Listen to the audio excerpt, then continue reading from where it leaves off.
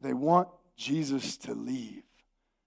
They figure we would rather have demon-possessed men running in the countryside and bacon on our plates than to experience the saving grace of Jesus Christ. That's what we want. Fools.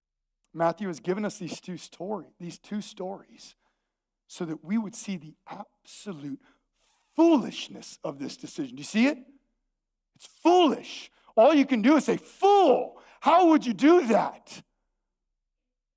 We ought to be outraged as we read this text. Jesus, Son of God. Jesus, King. Jesus rules creation. Jesus rules visible and invisible. Jesus is the Savior. Jesus is the one who transforms demon-possessed men into missionaries of God. Jesus is the one who calms the storm. Jesus casts out demons. Jesus heals lepers. Jesus heals paralytics. Jesus heals those with any and every disease. Jesus raises the dead, and Jesus is the judge of the world. He's cast out demons, foreshadowing the judgment of anyone who rejects him. And these people reject Jesus. Fools, right? That's what Matthew wants us to see. So what?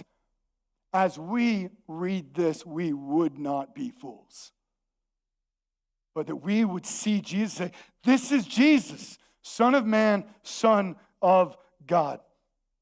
And it's easy for us to sit here. These men are fools. And yet we must remember that these townspeople represent every unbeliever. They represent exactly who we are in our sin apart from God's grace. Apart from God's grace, we all choose bacon. We choose possessions. We choose human resources. We choose whatever it is other than Jesus. We are no different apart from the grace of Christ. This is what John Piper said, commenting on this passage.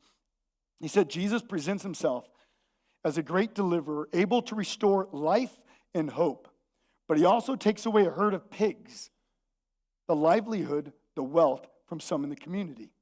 He forces a choice: prosperity over love, money over Jesus, human resources over divine power, the power of grace of Jesus to give life and hope, or the love of possessions and wealth to be had from the pigs. Earlier at the Sermon on the Mount, Jesus said, you cannot serve God and money. You cannot follow Jesus as king and remain on your own throne. You must choose.